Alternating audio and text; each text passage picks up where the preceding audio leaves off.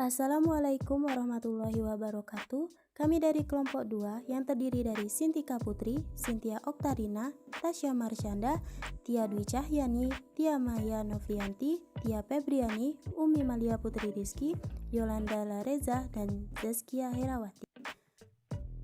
Kami akan membahas mengenai pendidikan Islam periode Madinah. Pada video kali ini, kami menjelaskan mengenai yang pertama, Rasulullah hijrah ke Madinah. Kedua, perkembangan Islam masa Rasulullah di Madinah.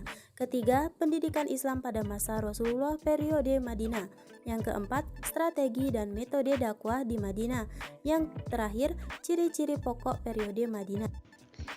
Assalamualaikum warahmatullahi wabarakatuh. Saya Tia Febriani akan menjelaskan mengenai Rasulullah hijrah ke Madinah.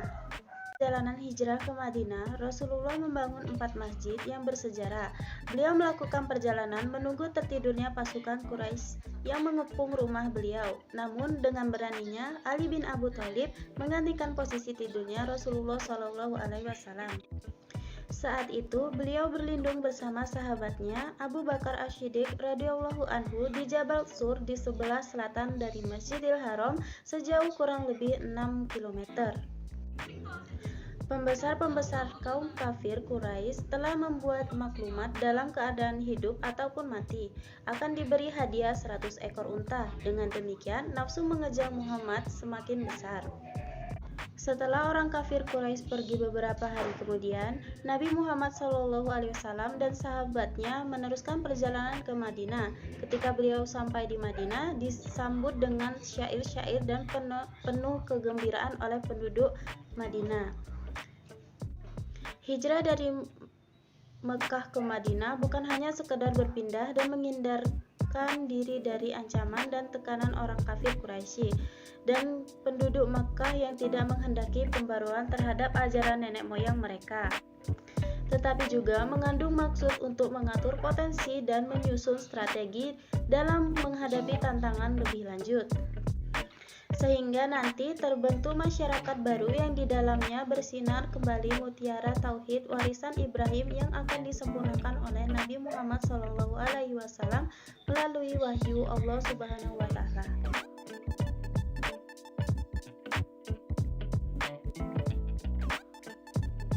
Perkembangan Islam masa Rasulullah di Madinah. Sejak hijrah ke Madinah, Nabi Muhammad SAW dan para sahabat selalu berdakwah kepada penduduk. Tanpa mengenal lelah dan putus asa, mereka terus berusaha menyebarkan ajaran Islam kepada seluruh penduduk termasuk orang-orang Yahudi, Nasrani, dan kaum pagan. Mayoritas penduduk Madinah, terutama suku Aus, Kharaj, menyambut baik ajakan Nabi Muhammad SAW, mengatakan kesetiaannya kepada Nabi Muhammad SAW dan bersedia membantu beliau menyebarkan ajaran Islam. Padahal sebelum menerima ajaran Islam, kedua suku ini selalu berperang. Hal ini menambah semangat Nabi Muhammad SAW dalam berdakwah. Sementara orang-orang Yahudi merasa tidak senang kepada Nabi Muhammad dan para sahabat mereka. Mereka merasa tersingkir sejak kehadiran suku Aus dan Kharaj untuk kembali ke agama lama mereka. Bahkan mereka mulai menyusun kekuatan untuk melemahkan umat Islam. Setiap muslim haji tiba, banyak kabilah yang datang ke Mekah. Begitu juga Nabi Muhammad SAW. Dengan giat menyampaikan dakwah Islam, di antara kabilah yang menerima Islam adalah Kharaj dan Yatrib atau Madinah. Setelah kembali ke negerinya, mereka mengabarkan adanya Nabi terakhir. Pada tahun ke-12 kenabiannya, datanglah orang-orang Yasrib di musim haji ke Mekah dan menemui Nabi di Baitul Aqabah. Di tempat ini mereka mengadakan bait perjanjian yang isinya bahwa mereka setia pada Nabi, tidak menyekutukan Allah dan tidak mencuri, tidak berzina, tidak membunuh anak kecil, tidak memfitnah dan ikut menyebarkan agama Islam. Perjanjian ini dikenal Baitul Aqabah Ula atau Perjanjian Aqabah. Pertama karena dilaksanakan di Bukit Aqabah atau disebut Baitul Nisa. Perjanjian wanita karena di dalamnya terdapat seorang wanita, Afrah binti Abid bin Taslabah. Islam mendapat lingkungan baru di kota Madinah, lingkungan yang memungkinkan bagi Nabi Muhammad SAW meneruskan dakwahnya, menyampaikan ajaran Islam dan menyebarkan dalam kehidupan sehari-hari. Setelah tiba dan diterima penduduk Yastrib, Nabi diangkat menjadi pemimpin penduduk Madinah, sehingga di samping sebagai kepala atau pemimpin agama, Nabi SAW juga menjabat sebagai kepala pemerintahan atau negara Islam. Dasar-dasar kewajiban masyarakat mempertahankan keamanan negeri dari serangan musuh. Yang pertama, mendirikan masjid. Rasulullah mempersatukan seluruh suku di Madinah dengan jalan mendirikan tempat peribadahan dan pertemuan yang berupa masjid dan diberi nama Baitullah. Yang kedua, mempersaudarakan antara Ansor dan Muhajirin. Rasulullah mempersatukan golongan Muhajirin dan Ansor tersebut dalam satu persaudaraan di bawah satu keyakinan, yaitu bendera Islam. Yang ketiga, perjanjian bantu-membantu antar sesama kaum muslimin dan non-muslimin. Perjanjian untuk saling bantu-membantu atau yang biasa disebut dengan toleransi antar orang Islam dengan orang non-Islam dengan cara Nabi mengadakan perjanjian yang berbunyi kebebasan beragama terjamin buat semua orang di Madinah. Dan yang terakhir, adanya melaksanakan dasar politik, ekonomi, dan sosial untuk masyarakat baru. Banyak suku dari berbagai pelosok mengirimi delegasi kepada Nabi bahwa mereka ingin tunduk kepada Nabi serta menganut agama Islam, maka terwujudlah persatuan orang Arab pada saat itu. Pada 631 Masehi, Nabi menyampaikan khotbahnya yang sangat bersejarah, antara lain larangan untuk riba, menganiaya, perintah untuk memperlakukan istri dengan baik, persamaan dan persaudaraan antar manusia harus ditegakkan, dan masih banyak lagi lainnya. C. Pendidikan Islam pada masa Rasulullah periode Madinah. Pendidikan Islam di kota Madinah dapat dikatakan sebagai pendidikan sosial dan politik yang merupakan kelanjutan dari pendidikan tauhid di Mekah. Metode pendidikan yang Rasulullah terapkan dan kembangkan dalam menyampaikan materi adalah metode ceramah dialog, diskusi, perumpamaan, kisah, dan hafalan.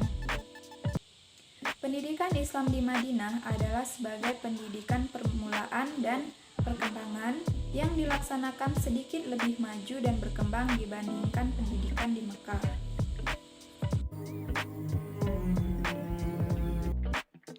Cara Nabi melakukan pendidikan dan pengajaran pendidikan agama Islam di Madinah adalah dengan membentuk dan membina masyarakat baru menuju satu kesatuan dan politik. Nabi Muhammad SAW mengikis habis sisa-sisa permusuhan dan pertentangan antar suku dengan jalan mengikat tali persaudaraan di antara mereka. Dengan dasar-dasar yang pertama, pembentukan dan pembinaan masyarakat baru menuju kesatuan sosial dan politik melalui penghapusan dan pertentangan suku. Yang kedua, pendidikan sosial politik dan kewarganegaraan melalui pendidikan ukhuwah kaum muslimin, kesejahteraan sosial kaum kerabat. Yang ketiga, pendidikan anak dalam Islam. Quran surat Luqman ayat 13 sampai 19. Quran surat At-Tahrim ayat 6, Quran surat An-Nisa ayat 9, Quran surat Al-Furqan ayat 74. Tentang pendidikan tauhid, sholat, adab, sopan, dan santun. Dan yang terakhir adalah kepribadian. Terima kasih. Assalamualaikum warahmatullahi wabarakatuh. D. Strategi dan metode dakwah di Madinah. 1. Strategi. Dengan terbentuknya negara Madinah, Islam bertambah kuat sehingga perkembangan yang pesat itu membuat orang Mekah risau. Begitu juga dengan musuh-musuh Islam. Untuk menghadapi kemungkinan gangguan-gangguan dari musuh, Nabi Muhammad SAW sebagai kepala pemerintahan mengatur siasat dan membentuk pasukan tentara. Banyak hal yang dilakukan Nabi dalam rangka mempertahankan dan memperkuat kedudukan kota Madinah, diantaranya adalah mengadakan perjanjian damai dengan berbagai kabilah di sekitar Madinah, mengadakan ekspedisi ke luar kota sebagai aksi siaga melatih kemampuan calon pasukan yang memang mutlak diperlukan untuk melindungi dan mempertahankan negara yang baru dibentuk tersebut. Akan tetapi, ketika pemeluk agama Islam di Madinah semakin bertambah, maka persoalan demi persoalan semakin sering terjadi. Di antaranya adalah rongrongan dari orang Yahudi, munafik dan Quraisy. Namun berkat keteguhan dan kesatuan umat Islam, mereka dapat mengatasinya. Adapun metode dakwah yang dilakukan oleh Rasulullah. Skema metode dakwah Rasulullah dari periode Madinah. Tahapan penerapan syariat Islam atau tatbik ahkam al-Islam diantaranya adalah 1. Membangun masjid, 2. Membina ukhuwah Islamiyah, 3. Mengatur urusan masyarakat dengan syariat Islam, 4. Membuat perjanjian dengan warga non-muslim, 5. Menyusun strategi politik dan militer, 6. Ijtihad. Yang kedua, metode dakwah. Skema metode dakwah Rasulullah periode Madinah. Yang pertama, membangun masjid. Yang kedua, membina ukhuwah Islamiyah. Yang ketiga, mengatur urusan masyarakat dengan syariat Islam. Yang keempat, membuat perjanjian dengan warga non-muslim. Yang kelima, menyusun strategi politik dan militer. Dan yang keenam, jihad. Assalamualaikum warahmatullahi wabarakatuh. Ciri-ciri pokok periode Madinah. Terdapat perkembangan dalam pendidikan periode Madinah, yaitu 1. Prinsip pendidikan kesehatan atau jasmani, 2. Prinsip pendidikan sosial, 3. Prinsip pendidikan politik dan pemerintah. Kurikulum pendidikan Islam pada masa Rasulullah. Mengidentifikasi kurikulum pendidikan pada zaman Rasulullah terasa sulit, sebab Rasulullah mengajarkan pada sekolah kehidupan yang luas tanpa dibatasi didikan kelas. Rasulullah memanfaatkan berbagai kesempatan yang mengandung nilai-nilai pendidikan, dan Rasulullah menyampaikan ajarannya di mana saja, seperti di rumah, di masjid, di jalan, dan di tempat-tempat lainnya. Kurikulum pendidikan Islam pada masa Rasulullah periode Madinah, yaitu upaya pendidikan yang dilakukan Nabi. Pertama-tama membangun lembaga masjid. Melalui masjid ini Nabi memberi pendidikan Islam. Materi pendidikan Islam yang diajarkan berkisar pada pendidikan keimanan, akhlak, ibadah, kesehatan jasmani, dan pengetahuan kemasyarakatan. Metode yang dikembangkan oleh Nabi adalah 1. Dalam bidang keimanan, melalui tanya jawab dengan penghayatan yang mendalam dan didukung oleh bukti-bukti yang rasional dan ilmiah. 2. Materi ibadah disampaikan dengan metode demonstrasi dan meneladani sehingga mudah diikuti masyarakat. 3. Bidang akhlak, Nabi menitik beratkan pada metode peneladanan. Nabi tampil dalam kehidupan sebagai orang yang memiliki keilmuan dan keagungan baik dalam ucapan maupun perbuatan. Ciri-ciri pokok periode Madinah. Terdapat perkembangan dalam pendidikan periode Madinah, yaitu 1. Prinsip pendidikan kesehatan atau jasmani, 2. Prinsip pendidikan sosial, 3. Prinsip pendidikan politik dan pemerintah.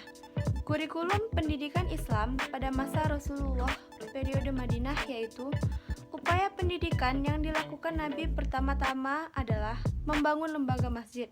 Melalui masjid ini, Nabi memberikan pendidikan Islam. Materi pendidikan Islam yang diajarkan berkisar pada bidang keimanan, akhlak, ibadah, kesehatan jasmani, dan pengetahuan kemasyarakatan. Metode yang dikembangkan oleh Nabi adalah yang pertama, dalam bidang keimanan, melalui tanya jawab dengan penghayatan yang mendalam dan didukung oleh bukti-bukti yang rasional dan ilmiah.